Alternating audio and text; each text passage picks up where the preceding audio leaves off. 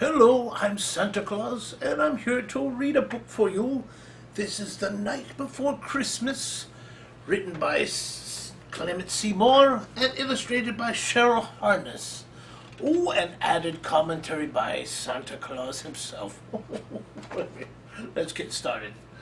'Twas the night before Christmas, when all through the house not a creature was stirring, not even a mouse.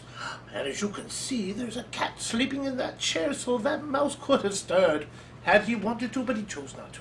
All right. Oh, the stockings were hung by the chimney with care, in hopes that St. Nicholas soon would be there, and lovely stockings they are. The children were nestled all snug in their beds, while visions of sugar plums danced in their heads. Oh, look there. Oh, that must be the ultimate of sweet dreams. And Mamma in her kerchief, and I in my cap, had just settled down for a long winter's nap. When out on the lawn there rose such a clatter, I sprang from my bed to see what was the matter. Away to the window I flew like a flash, tore open the shutter, and threw up the sash. Oh, it's normally it's a very quiet neighborhood. I just don't understand. Well, the moon on the breast of the new-fallen snow gave a luster of midday to objects below. When what to my wondering eyes should appear, oh, spoiler alert, spoiler alert, I think you'll know, but a miniature sleigh and 8 tiny reindeer, with a little old driver so lively and quick, I knew in a moment it must be Saint Nick. More rapid than eagles, his coursers they came, and he whistled and shouted and called them by name. Say the names with me. Are you ready? All right, here we go. Now Dasher, now Dancer, now Prancer and Vixen, on Comet, on Cupid, on Donner and Blitzen. But do you recall? Oh, wait, that's another story. All right, to the top of the porch, to the top of the wall. Now dash away, dash away, dash away all. As dry leaves that before the wild hurricane fly, when they meet with an obstacle, mount to the sky. So up to the housetop the coursers they flew, with a sleigh full of toys and St. Nicholas too. Oh, that's a lot of weight for just 8 tiny reindeer. And then in a twinkling I heard on the roof the prancing and pawing of each little hoof.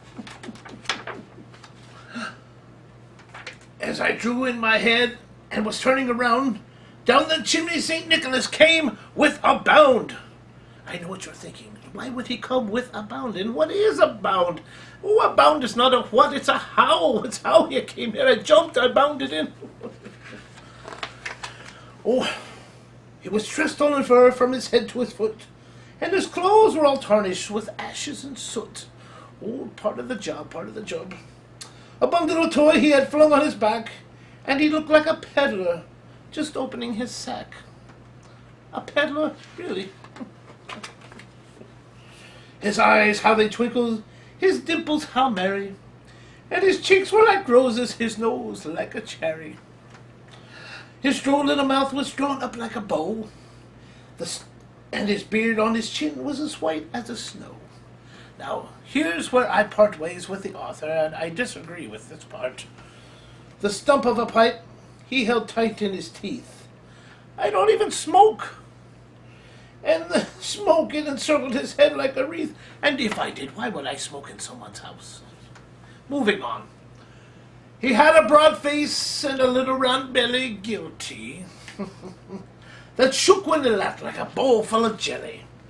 He was chubby and plump, a right jolly old elf, and I laughed when I saw him. In spite of myself, I'm glad I can amuse you.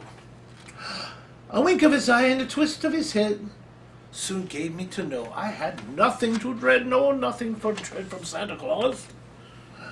He spoke not a word, but went straight to his work, and filled all the stockings and turned with a jerk. Oh, lovely, lovely toys. And laying a finger aside of his nose and giving a nod up the chimney he rose. Obviously, rose is the opposite of bound. He sprang to his sleigh, to his team gave a whistle, and away they all flew like the down of a thistle. And I heard him exclaim as he drove out of sight, Happy Christmas to all, and to all a good night.